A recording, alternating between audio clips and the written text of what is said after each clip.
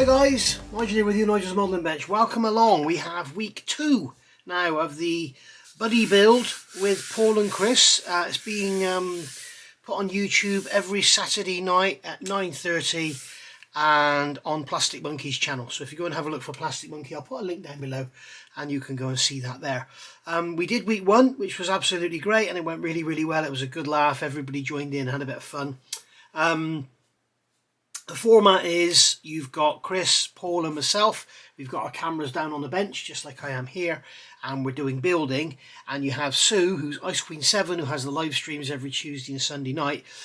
She's in the background, although I think now she's going to come on camera, and she's basically reading the chat. So if somebody, if you want to ask a question, if you want to say to Paul, you know, what paint did you use on your Hurricane undercarriage, whatever, blah blah blah blah, she will ask the question, he can answer it, and then we can get on with building rather than spend our time staring at the screen. So basically this is now, I'm calling it week 2, although it's really sort of week 1.5, because unfortunately Sue fell ill and we had to miss out the second part, or the second week that we were doing it. So hopefully this week, today is the 26th, it's Thursday the 26th of January 2023, so we're looking 2 days away, Saturday night. Hopefully Sue will be feeling better. As she is right now, I'm not so sure that it will be going ahead, but we shall see. So anyway, I'm going to keep doing these every week so you can keep up with what I'm doing.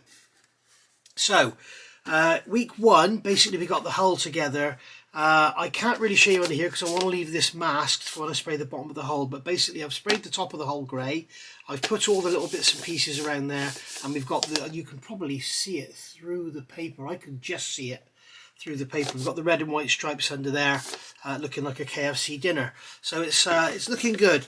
I had a bit of a problem at the back here. I managed to sand away too much and ended up leaving troughs, so I've spent ages repairing that and got that sorted now. We've gone round, sprayed the whole sides. I've primed it in Mr. Surfacer light grey obviously, and then gone over it with a thin coat of XF19, which I think is a great sort of sea grey colour. And you can see it there, and I've mixed up a whole pot of it ready for the airbrush, because obviously there's going to be loads of bits of structure in that's going to have to be done. So yeah, a few little bits of dust and that in it, but beauty of Tamiya matte paint, if you have got a bit of dust, you can generally rub your finger over it like so, and it's gone. There you go. Oh no, it's still there. You can get rid of it quite easily. There we are, gone. It doesn't leave any marks.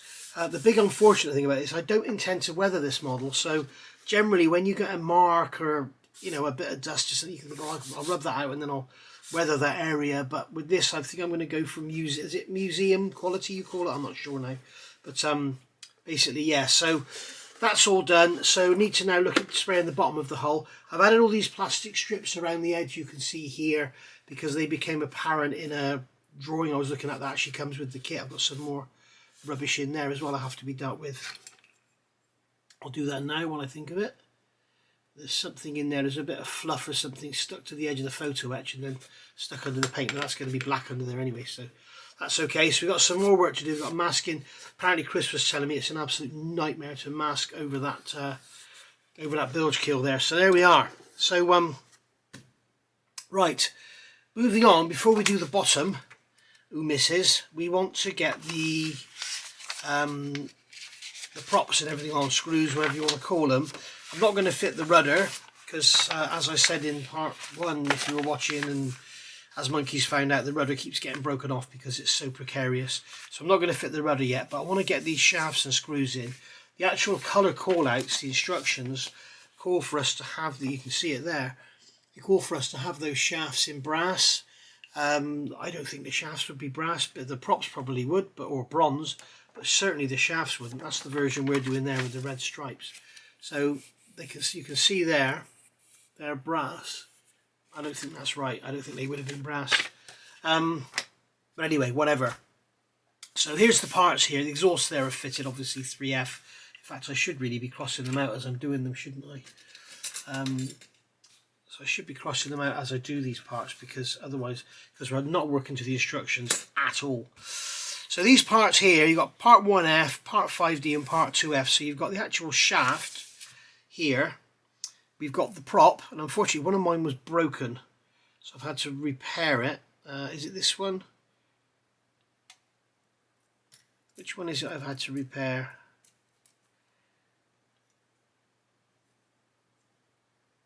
That's that one. You can see it was broken off. Hey, come here.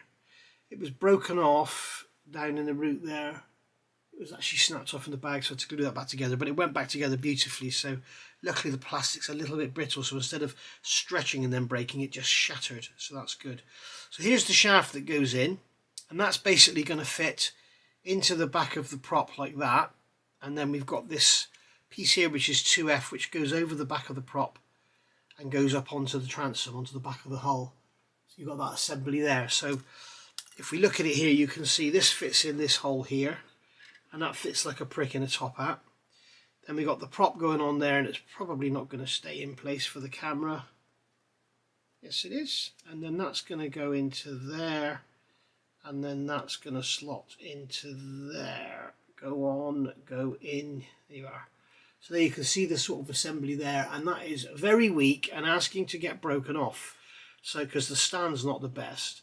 So my intention is to be able to fit all this, and also be able to fit the prop afterwards. So I can paint the prop, and I want to fit this in here so I can fill that horrible gap all around there, which is gross. And I want to be able to fit that so I can fill the gap around there, which is gross. So how on earth are we going to do this? Well, one of the benefits to this, I was looking, and these bits are bloody horrible. If you've got one of these kits, grab that and turn it in your fingers. This is one of the first production kits. I bought this as soon as it was released. It would appear that Chris and Paul have only bought theirs in the last few weeks, and theirs are much better than mine. So it would appear that they've improved their moulding techniques or whatever. I had much worse sink marks all down here and everything in the hull that Paul didn't have, or Chris. I think Chris had the sink marks here and here. Paul managed to sand his out without doing any filling at all. So either he's just sanded a lot more out than Paul and I did, or Chris and I did, but whatever. But these I mean, my torpedoes are a complete and utter mess. They're horrible. The front of the torpedoes look like a rotten orange. They're just got them here. I've built them up because, as you know, I like to build up any assemblies. And you can almost see under the Mr. Surfacer there how rough they are. They're awful. So and you can see how much Mr. Surfacer I've put on there, because when they've been taken out of the mould, it's like the sides have all caved in. So instead of being sort of semicircular in shape, they're kind of like that, kind of like almost like a bell. So that there's obviously these great big hollows in the side, and I tried to sand it out and it's impossible. So lots of work on them. And these shafts are horrible as well, because they've got the seam line down them, but they're also awful. So what we're going to do is going to replace them. And I've measured them up and got the calipers on here, and they are sort of you can see how out around they are, 1.4 excuse me, 1.45 there, and then there you go, we're going up to 1.6 down to 1.4 something. So it's quite a lot, and you can really feel it and you can see it, and when I cut them in a minute I'll show you. So what we're going to do is cut the ends off, drill through, and then replace the shaft. So we end up with an end, and a shaft in the middle. So that's horrible, and you can see if I sand the end of this, you can see what kind of shape they are. If you look, I don't know if you can see that, but they're bloody awful. It's like a rounded off square. It's like a square with rounded corners. So more like a rectangle with rounded corners. They're horrible. So what we're going to do is drill them through. So I've already drilled these through. And as you know, when the camera's off, things always go really well. So what I've done is basically come along and cut this off, leaving some of the round part on there. Okay, and then we can use that as our guide. And then again, leaving some of the round part on there, cut that off. Put this to one side. And this is a technique you can use with anything on your modelling where you want to improve something, get rid of a round moulded part. You know, like this propeller shaft, or lots of bits and pieces on models where you want to get rid of a round moulded part and replace it with a piece of tubing or rod or whatever. And then what I'm going to do is come along with this pointer and I'm going to mark the center of that. Okay, now I've already done this on 2 parts, as you've seen there, and the object of the exercise is to try and get it. I'll just do this one. The object of the exercise is to try and get it as straight as you can. Now off camera you can see I've marked that one. Okay, I've marked it and I've drilled it and it came out. Look at that. Went all the way down that length and it came out pretty much dead center. So you can guarantee that is not going to happen on camera. Okay, this is a 0.6 drill. So you start off with a smaller drill, and then what we can do is look at that and look at it is on center. No, it needs to come over this way a bit. So I'm going to drill over that way and then pull it. There we go, that's right. So that's on center. Now what we want to do is look at it like this and hold it and keep letting it go and make sure that the part, I keep turning 90 degrees, and make sure the part is staying true. You can see that needs to come down a bit there. And what you're looking at is when you turn this, you want the part to be pretty true. Now you can see we need to go up a bit there. So I'll probably eat my words in a minute and this will go all pear-shaped, but it doesn't matter because it's good for the camera. It's good for you guys to see me mess up, isn't it? So I'm drilling that there. If you're wondering what I'm using, this is the David Union 150 vice spring, spring chuck pin vice 5. And the beauty of this is this will actually do 0.3 to 5 millimeters without you having to mess around collets. We all know these bloody things here, they're great, they're cheap, but you got to keep changing bloody collets on them. And it's always like, I was saying this to Chris the other night, he's bought one of these and he absolutely loves it. You got the smallest collet is too small for a 1.2 drill, so you go to the next one up and it's too big for a 1.2 drill, so it's like you're stuck. But this thing will hold anything. This is a 0.6 and I can also go up to a 5mm. So you can see now when I turn that, that's pretty true. So we can see that I've got the drill at least going straight. Even if it's not dead on center, it's going straight. It's not going to come out the side, we hope. So I'm just going to keep on drilling. And what I'll do now is I'll speed this up so you don't have to watch it at normal speed.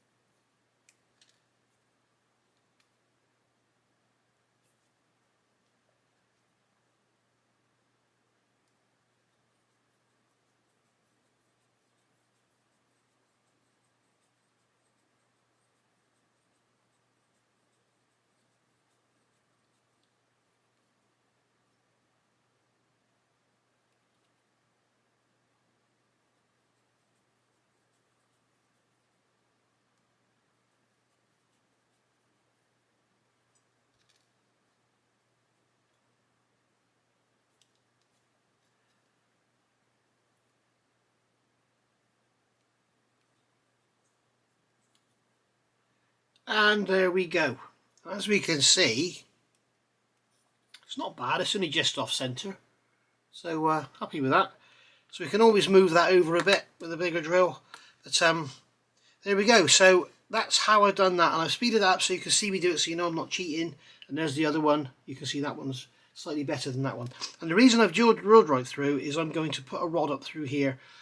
I'm going to glue this into the hull and then put a rod up through, and then I'll be able to slide the rod in and out. And then when the rod is finally in place with the propeller sandwich between this and that, with the rod in between, I'll be able to slip the propeller in, drop the rod down and glue it in position.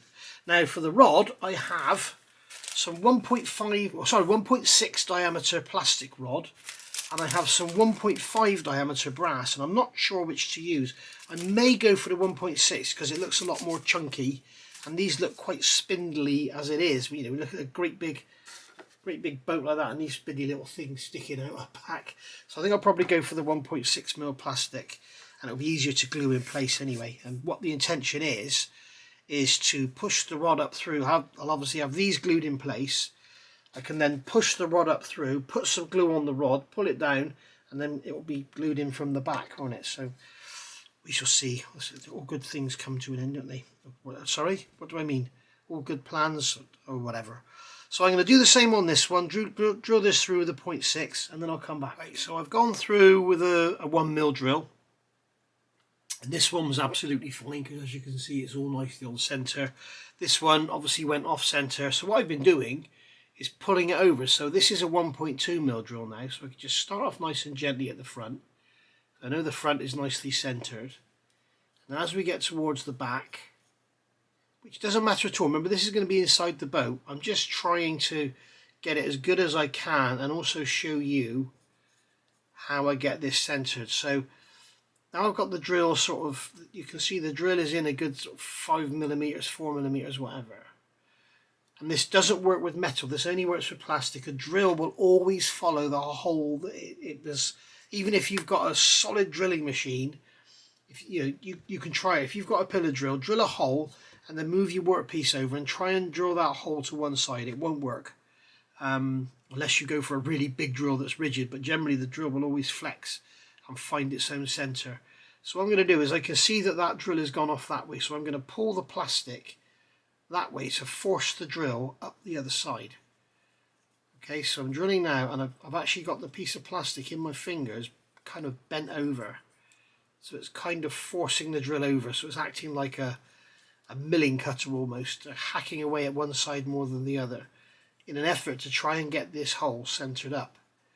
Now you will see that it won't really help very much, but as you can see it's slightly better on center, but it's still off to one side. Yeah, you can see it's still off to one side. As I say, the drill will always follow the easiest path and it will cut evenly on both sides. So what I can do now is come in here and try and open it up. From this side we can get a knife and try and open it up like so. There's lots of different ways, but generally once you're off center it's very, very difficult to pull it back. Okay, you can see now that drill is still off center even though I've been pushing and pulling and God knows what. Now if you've got a tiny little file that you can get in there, that will work, but you can even sometimes use a drill like a file and kind of scrape it out, but again this is only on plastic is going to work. It won't work on brass or aluminium or steel or whatever. You're totally butchering the laws of physics, really, to be honest. It's butchery rather than engineering. But as long as the front end's good, the back end doesn't really matter. We can try and get it as good as we can, but I doubt we're going to get it over.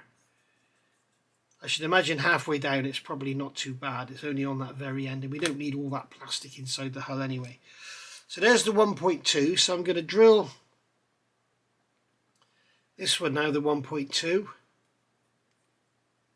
As you can see, we're getting very, very thin on this front edge now, so you've got to be very careful and don't overdo it with the drill. This is why I don't use power tools, because particularly when you're deep hole drilling like this, all that will happen is that the plastic that you're cutting will just melt, and you'll end up with a complete and utter mess on your hands. There we go. I've made a Gemini there, a Gemini spaceship.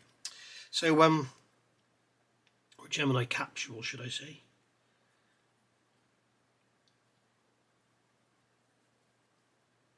There we go. Just draw those out.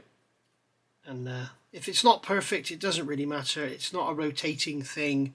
It's just, I mean, it's going to look a lot better than that horrible mess that the standard plastic part was. And it'll also be a lot stronger and able to put up with knocks, I hope. So that's 1.2. So now we're going to keep going and basically open them out to 1.6. And so we've got the holes all drilled out. You can see this one here has gone off center, as you can see. The cutout is in the back of it, and this one here is lovely and central, so we'll put that one in. So that one can go in there. I've got the little tiny piece there that we drilled out, and that's absolutely fine. That needs some cleanup. I may actually glue that to the actual propeller or the screw, whatever you want to call it. So that's going to go into there, like so. That's going to go into there, and then we can put this back piece on here. We can line that up on there, pull the prop back, and then there we go. We now have an assembly. Oops, I want that to stay in there. So we want that to go deep into there, that in there like that. So now we have an assembly, he says, that will hopefully stay together for the camera. There we go. So there we are. We now have an assembly that will stay together, he says, and basically without that brass rod glued in there, what I can do, I can assemble it all like this and let it all dry solid, and then pull the brass rod back, take the prop out, and push that into there. In fact, I may actually drill that 1.5 so the brass rod goes in. I've decided to use the brass because it's a lot more rigid, and because I can glue all this in without worrying about gluing the brass rod up. So I can get all that glued in place, get it all positioned and everything, and we're good to go. I think what I will do is drill this 1.5, and then I can put the brass rod right through and into there, and that will make it very, very strong indeed. So you can see now how this is going to go. You can see I've got the hole drilled in there. Put that on there, put that shaft through there. So if you can imagine, this is glued in place here. That piece of plastic is glued in place there. I can slide that shaft through there, take the propeller out, and then I can put that in there and tape it in place, or a bit of white glue or something just to hold it in place for a bit of strength, really. And what I can do is glue all this in position. Because that rod is brass, I can use plastic cement, get a weld action going on there, get all that glued in nicely, and then that can all set everything with everything straight. Now, you may have noticed on here that it looks a little bit dark in there, and there's a reason for that. I completely cocked up. The actual pin looked as though it was moulded off centre, so I drilled, and you can see the drill almost came out of the side, and you can see the kind of angle I got on there is bloody awful. So never fear if that happens. Bit of super glue, plastic rod, fill the hole in. So I filled the hole in. So now I can cut off the excess there, and I can sand the front, trying to keep it nice and square. It doesn't need to be perfect, but trying to keep it square in both planes, and just sand the front until it's all flush. You don't want to see just the plastic, you want to see, sorry, the white plastic, you want to see the whole thing. Because what we're going to do now is pick up on the centre of the whole thing. Right. So these were actually, they're awful, these mouldings. This whole kit is, the moulding is terrible on it. So there's a lot of mismatch on the moulds, I think.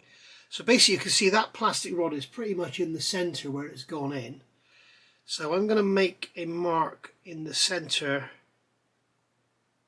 what I think is the centre of the grey, not the centre of the white. I'll try and ignore the white. Okay, and then I've got the 1.6mm drill there. I've got a, what should we do, 0.75, let's do a 0.75 drill first of all. So I can drill in there on what I think is the centre. A couple of turns, have a look at it, see how it looks. Yeah, it looks pretty much central to me. So drilling in, and then keep looking in both planes to check that the drill is going square, and then when it's in enough you can let it go, and then what you should see is what you're drilling is true on the end of the drill.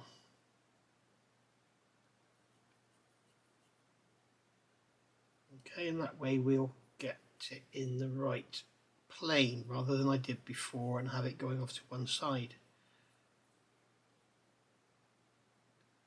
Okay, so we can see here that we have a slight angle going on, so I'm just going to pull the drill over, sort of make that into a cone-shaped hole now. Remember, the drill will always follow, as I said, so if you make a cone, the next drill will follow the largest side of the cone. Let's go 1 mil. See how we get on here. Go in there 1 mil again, making sure we keep everything nice and square. And you feel the drill bottom out because it will stop. You just feel it stop cutting. Okay, so that's all good. So there's the 1 mil, and then we'll go 1.3. Just watch all this go pear shaped because the camera's on. And I've got a frog in my throat because the camera's on. Again, keeping it all nice and straight. And the reason I use super glue to glue that plastic rod is so that it will dry quickly. If you use plastic cement, you'll end up with a molten mess. You have to leave it for a month to dry.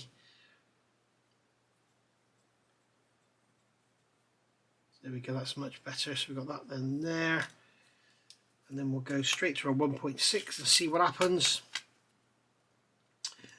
I'm using 1.6 because if I use 1.5, the 1.5 brass rod won't go in. I think these drills are just slightly undersized.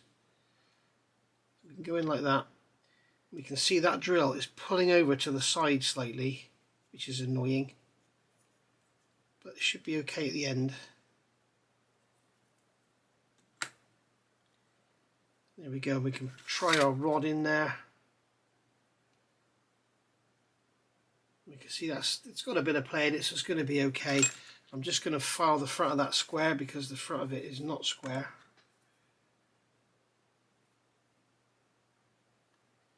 And there we go. So there's our brass rod in there, nice and central, or good enough. And then what will happen is that brass rod will go through the propeller into there, and then we'll pull the propeller up to it, and you can see it all looks hunky-dory. So there we are. So I now need to get these shafts glued in and make sure I don't lose these little bits and pieces. So that's going to go in there, that's going to go in there, and then that's going to go in there, like so. That's going to go on the back and pick up in that hole, like so, and then that one's going to pick up on that hole, like so. So we can get all that glued in position now, and we're good to go.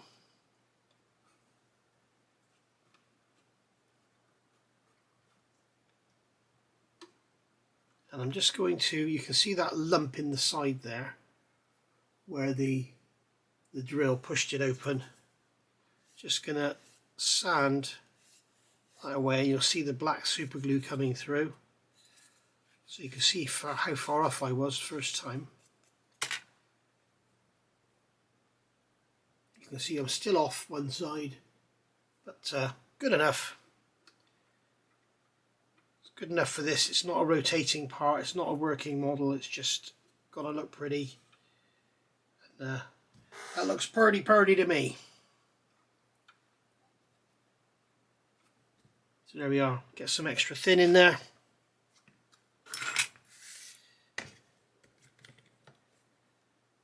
Go Get some extra thin in there first of all.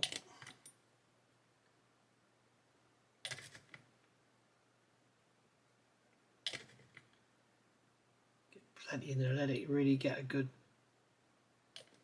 weld action going on.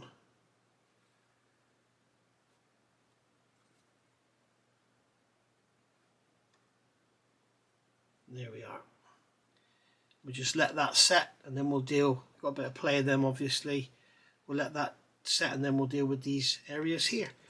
So that's that, guys. So that is my week 2 thing.